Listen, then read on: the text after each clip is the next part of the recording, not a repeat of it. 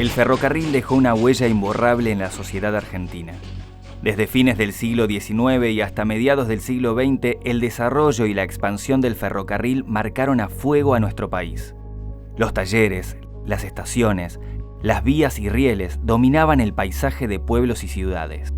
Santa Fe, por supuesto, no quedó al margen de este proceso, y aún hoy quedan algunos resabios en el paisaje santafesino de lo que fue alguna vez el sistema ferroviario, transformado en lugares de eventos sociales y espacios culturales. La historia del ferrocarril en Santa Fe como en Argentina está repleta de sacrificios, éxitos y fracasos, pero su huella se sostiene con el esfuerzo de aquellos que todavía apuestan por el progreso de la mano del ferrocarril.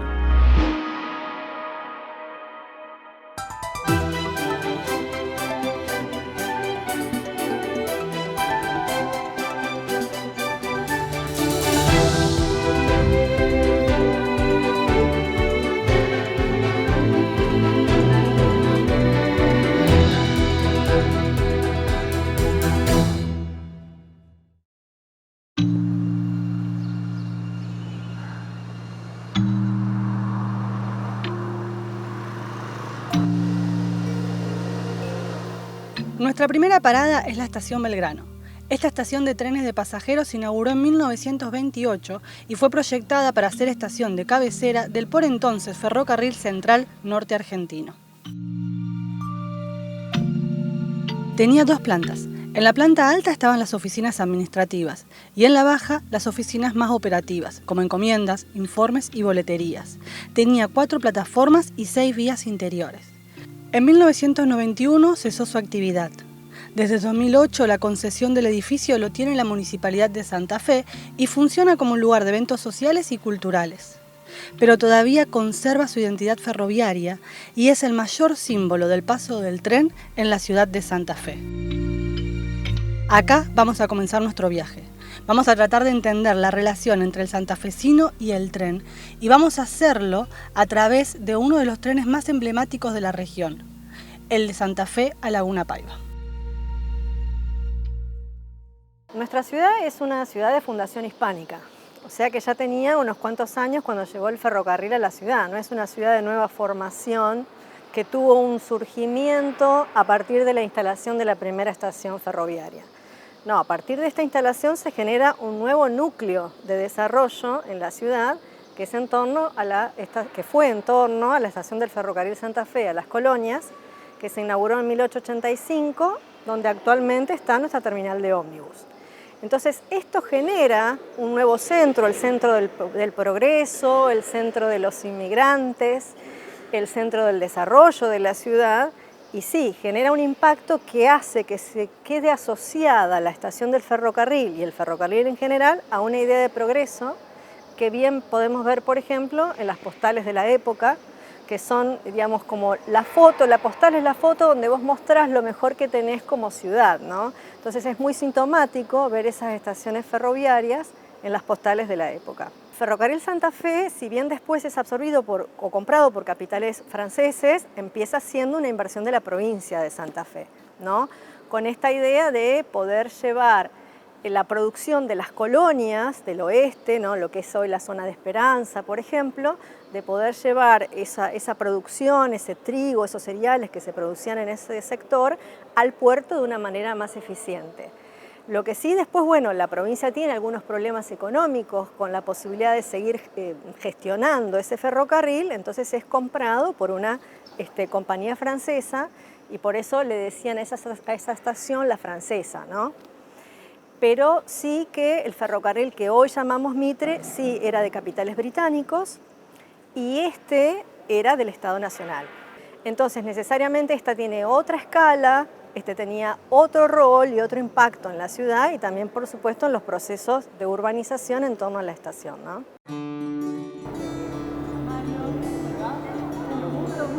Por eso yo digo que siempre... Mi nombre es Mario Raúl Gastelo, soy jubilado ferroviario. Yo vengo de familia ferroviaria, mis abuelos ferroviarios, mis tíos ferroviarios. Ingresé al ferrocarril posterior de la gran huelga de los ferrocarriles en el año 61. En mi Salta natal comencé mi carrera de ferroviario con las locomotoras a vapor.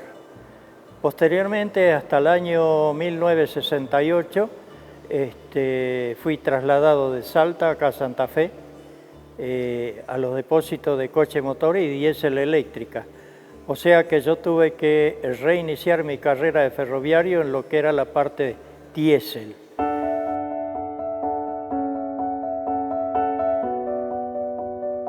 Con edad de 10 años, 8 años, sabíamos irnos a jugar a las vías que quedaban ahí cerquita, a 50 metros de casa. Los maquinistas nos hacían subir arriba a la locomotora y nos daban un palito de leña así chiquitito para que lo tiremos adentro del horno de la locomotora. O sea que todas esas cosas a mí me marcaron. Me marcaron para allá para ser ferroviario. Y tuve la suerte de que en el año 61 ingresé con la edad de 18 años al ferrocarril y después nunca más hasta que me retiré en el año 92.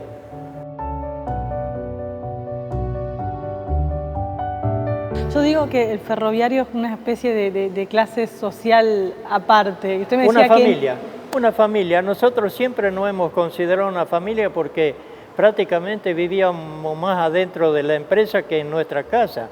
Porque, por ejemplo, nosotros el horario que teníamos era, por ejemplo, de 6 de la mañana a 14. Pero nosotros en casa nos levantamos a las 4:30, 5 menos cuarto de la mañana, para estar con tiempo dentro de la empresa, porque desayunábamos dentro de la empresa y después, bueno, luego que terminara a las 14, pero ¿qué pasaba? Cuando había cualquier tipo de inconveniente, nosotros teníamos que estar, como quien dice, al pie del cañón, porque nos convocaban nuevamente para que sigamos, que había que, por ejemplo, si había un descarrilamiento, había un accidente, había la rotura de alguna locomotora que se quedaba en el camino, había que ir a buscarla, traerla a remolque, repararla. Entonces nosotros en vez de salir a las 2 de la tarde salíamos a las 8 o 10 de la noche.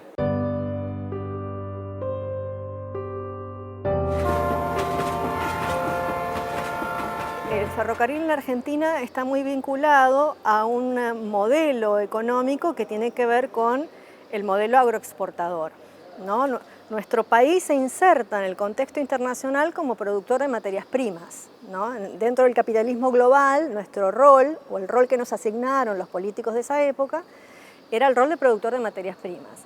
Entonces, en este sentido, seguir movilizando esos granos de una manera, tracción a sangre, digamos, de una manera rudimentaria, hacía ineficiente o imposible la posibilidad de que podamos realmente insertarnos como un país exportador de materias primas, que era además lo que Europa demandaba.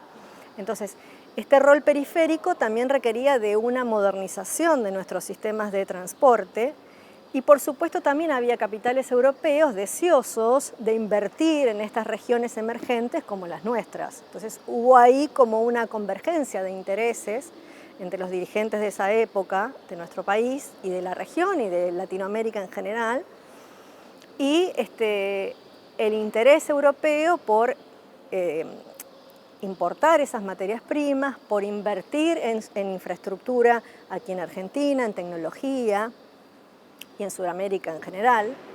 Entonces sí, era necesario modernizar los sistemas de transporte, ¿no? Empiezan los primeros procesos de inmigración, 1860, digamos que se empiezan a construir más sólidamente las primeras estaciones o las estaciones que reemplazan a las primitivas que eran precarias en 1880, y ese es un proceso que se empieza a parar primero con la Primera Guerra Mundial en 1914, porque bueno, Europa está en guerra y eso detiene las importaciones de todo lo que se traía desde Europa, todos los materiales y elementos que se traían de Europa para construir las estaciones.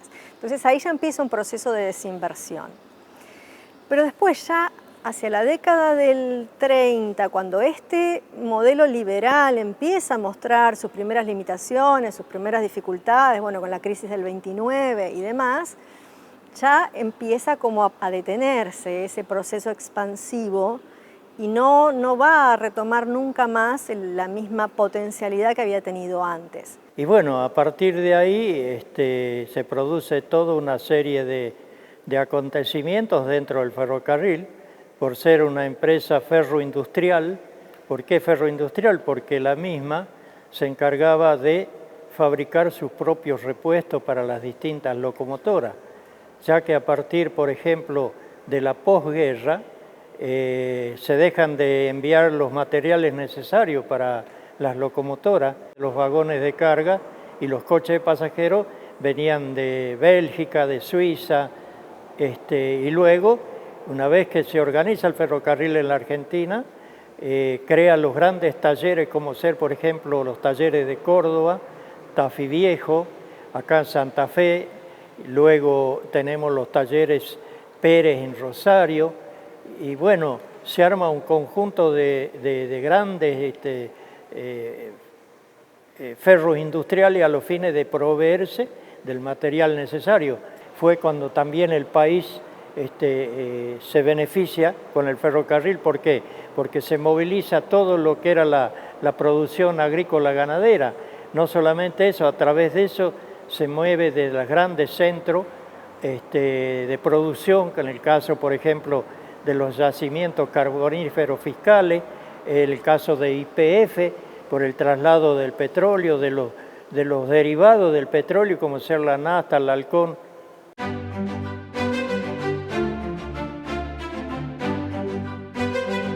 Esto es muy clásico del primer gobierno de Perón, ¿no es cierto? El tema de la nacionalización de los ferrocarriles, porque bueno, había como una necesidad de hacerse cargo de todo un sistema que empezaba a empezar a deteriorarse, y los grandes capitales que lo habían gestado estaban desapareciendo de la escena. Entonces, junto a todo un discurso nacionalista, comienza todo un intervencionismo del Estado en la actividad económica, que insisto, no se da solo en Argentina, se da en gran parte del mundo. Y bueno, y los ferrocarriles son parte de eso, ¿no? No solo los ferrocarriles, ¿no?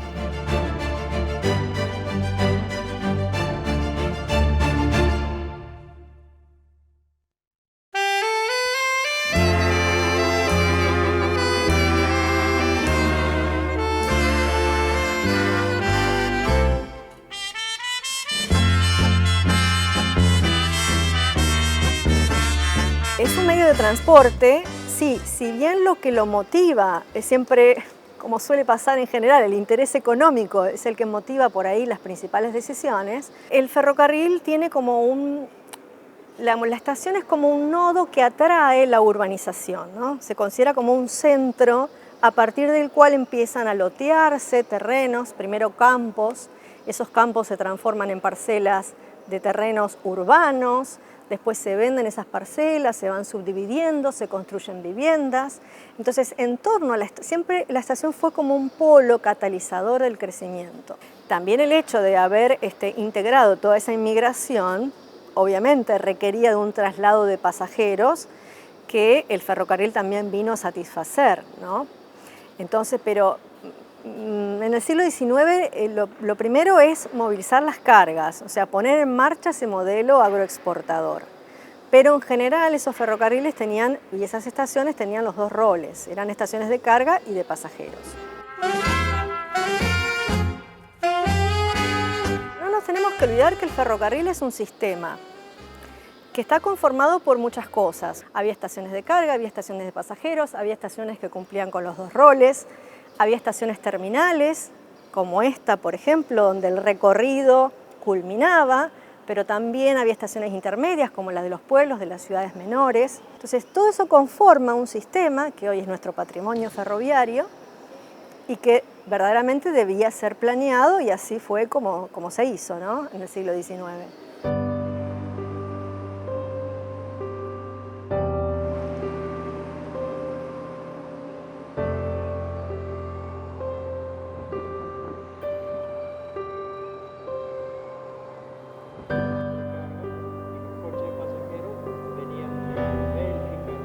Yo veo la estación ahora vacía. Sí. Digo, ¿cómo era esto? No, nada que ver. Hoy es como estar hablando en el desierto, porque acá esta estación trabajaba día y noche. No paraba nunca. No paraba nunca, porque estaban los trenes que llegaban a medianoche, a madrugada, los que partían a la tarde, media tarde, noche, madrugada, o sea que el movimiento era constante. Acá, por ejemplo, en su momento teníamos, por ejemplo, los trenes de Retiro a Santa Fe y teníamos el tren el Panamericano.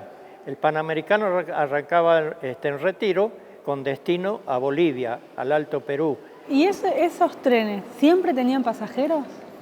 Tenían pasajeros siempre, siempre.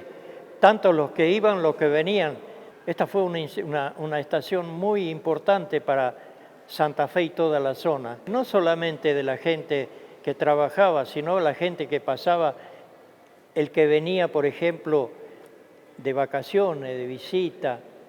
Habían trenes que el ferrocarril, por ejemplo, tenía un sistema que ofrecía a las delegaciones coche completo para su utilidad de vacaciones, se trasladaban. Aparte había una cosa muy especial acá en Santa Fe, que los médicos de acá le sugería a sus pacientes que tenían problemas, por ejemplo, asmáticos, ¿no?, que se trasladaran a la ciudad de Córdoba, a la sierra, porque el clima lo favorecía. Entonces el movimiento era para todo, no solamente para el trabajador, sino para el que iba de vacaciones, para el que tenía problemas de salud, a los grandes deportistas que se manejaban. El ferrocarril tenía hasta equipo de fútbol. Tenía equipo de fútbol en cada lugar, tenía, y por ejemplo el ferrocarril al equipo de fútbol le proveía de un coche de pasajero, un coche comedor, para que se trasladaran a jugar los torneos interferroviarios. O sea que el movimiento era totalmente permanente en todos los sentidos y con todo lo que vos te puedas imaginar que se puede hacer en la vida. Siempre había gente acá. Siempre había gente, siempre, siempre, siempre. De acá salió uno de los trenes más emblemáticos para Santa Fe, como es el que iba a Laguna Paiva. Claro, ese era el local permanente. Nosotros teníamos de acá cada 20 minutos un tren de pasajeros a Laguna Paiva, con todas sus estaciones intermedias y su apeadero. Y a mí cada 20 minutos y siempre había gente. Sí, el primer salía a las 4:20 de la mañana porque era el que llevaba prácticamente, lo llamaban el tren obrero, porque era el que trasladaba el personal que trabajaba en los talleres de Laguna Paiva.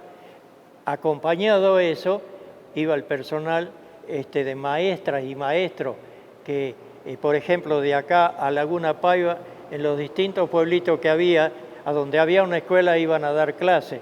O sea que siempre estuvo relacionado y acompañado el ferroviario por el educante, o sea, por los maestros. Y qué importante para las comunas donde iban parando, que llegara el maestro, que llegara el obrero. Claro, porque había lugares, por ejemplo, de acá el trayecto a Laguna Paiva, como eran todas zonas de caminos de tierra, era ver, por ejemplo, que en un apeadero estaba una jardinera o un carro esperando que se bajara el maestro para llevarlo hasta la escuela, porque no podía caminar por medio del barro. Al costado de la vía habían unas cremerías donde se fabricaba la crema. Después la gente de Santa Fe se movilizaba hacia los pueblos cercanos, a donde estaban las quintas, a traer la verdura, la leche, la carne, porque se acostumbraba de esa manera a traer. Se traía todo fresquito en el día, porque se iba a la mañana y se venía antes el mediodía.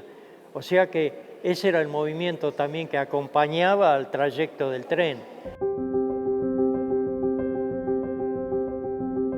¿Se acuerda cuando empezó a reducir la frecuencia, cuando de a poquito empezó a desaparecer ese tren? Allá por el año 1989, con los decretos 44, 45, 46 y 47,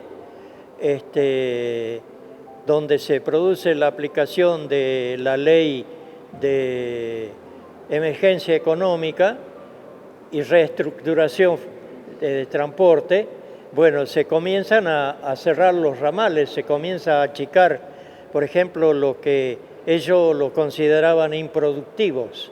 Y bueno, así fue, metódicamente se fue aplicando en todo sentido, en la parte administrativa, en la parte obrera, mecánica, hasta llegar al año 91, que es el último momento donde parte de Laguna Paiva, el último local hacia Santa Fe. Y ya ahí, a partir de eso, se suspende totalmente todo los trenes, tanto de carga como de pasajeros. ¿Se acuerda lo que sintió en ese momento? Uf. Mi hija, me traes a un lugar, a un tiempo donde sentí un flechazo muy profundo en mi corazón. Una cuestión inexplicable para cualquiera, porque al ver y al perder tu fuente de trabajo, aparte la disgregación de la familia, porque esto no solamente fue cerrar el ferrocarril, cerrar el correo, YPF, llamemos cualquier empresa estatal que estuvo funcionando, porque nosotros por lo general el ferroviario en sí, cuando tomábamos vacaciones no nos íbamos a Bariloche, a Mar del Plata. Era por costumbre y norma visitar los familiares en ambas partes, ¿no? Al que vos ibas a visitar y después ese venía a tu casa a visitarte. Y todo era el movimiento del tren. El tren dependía de todo, de todo, de todo. ¿Cómo era esa relación del santafesino como el tren, más allá del ferroviario? Y bueno, es que a través de, por ejemplo, yo saco siempre como ejemplo el boletero. El boletero es el que estaba permanentemente frente a la persona que iba, que venía, que pasaba, que volvía.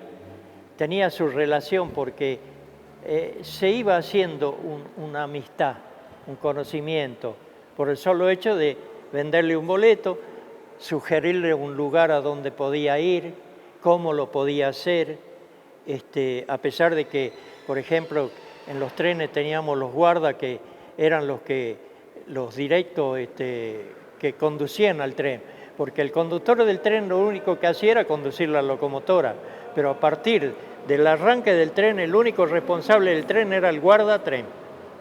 Entonces él es el encargado de que, por ejemplo, cuando el turista, la gente necesitaba informarse, le preguntaba al guardatren y él tenía que informarle bien. Acá la gente se reunía como ocurría en los pueblos del interior. Había gente que se iba a la estación a esperar a ver pasar el tren. Esa era una manera de entretenerse porque no había televisión, no había nada. Entonces, ¿qué hacía la gente? Sabía el horario que pasaba tal tren y se paraban en el andén a ver si pasaba algún conocido, porque lo saludaba, o el que llegaba lo venían a recibir. Y bueno, lo mismo ocurría acá. Acá había gente que venía justamente a ver los trenes cuando llegaban, si llegaba algún conocido o si se iba algún conocido, lo despedían. Pero a veces gente que no tenía nada que ver con el que se iba y se venía, pero venía a ver, se distraía. Acá era una manera de distraerse, de pasarla bien, viendo el movimiento que había acá en esta estación.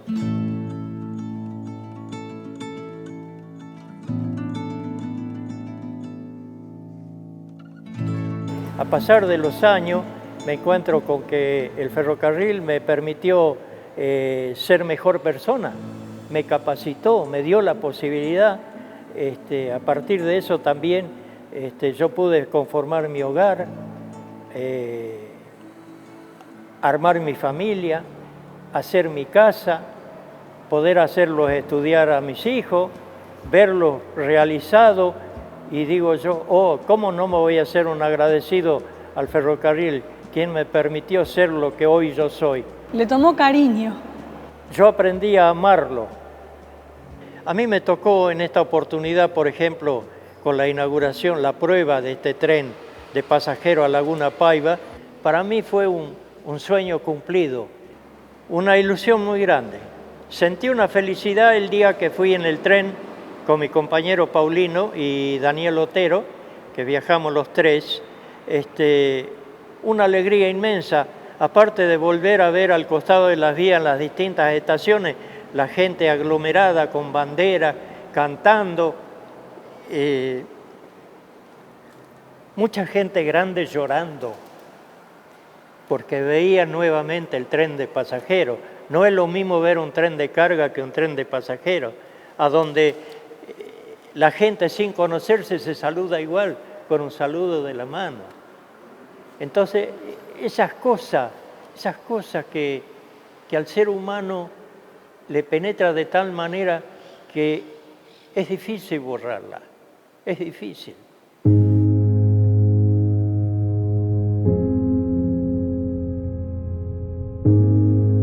El paso del tren marcó a ciudades como Santa Fe. Cumplió más de un rol. Era fundamental para la economía, el desarrollo de la región, un medio de transporte y comunicación y un factor clave en la identidad y costumbre de los vecinos.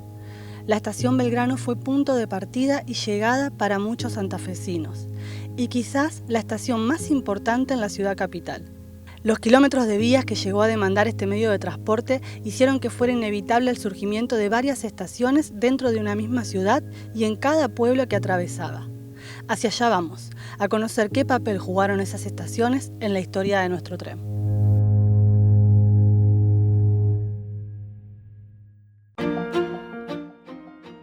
Es muy normal, en general en el siglo XIX, que en torno a la estación se generen nuevos procesos de urbanización. La estación de Guadalupe es todo para nosotros, que hemos vivido el tren. En ese tiempo viajaba mucha gente porque no había colectivos, porque aparte puede haber colectivos, pero los caminos eran de tierra. Así que cuando llovía, sí o sí, tenía que salir con el tren. El tren era el auto, era todo, era todo.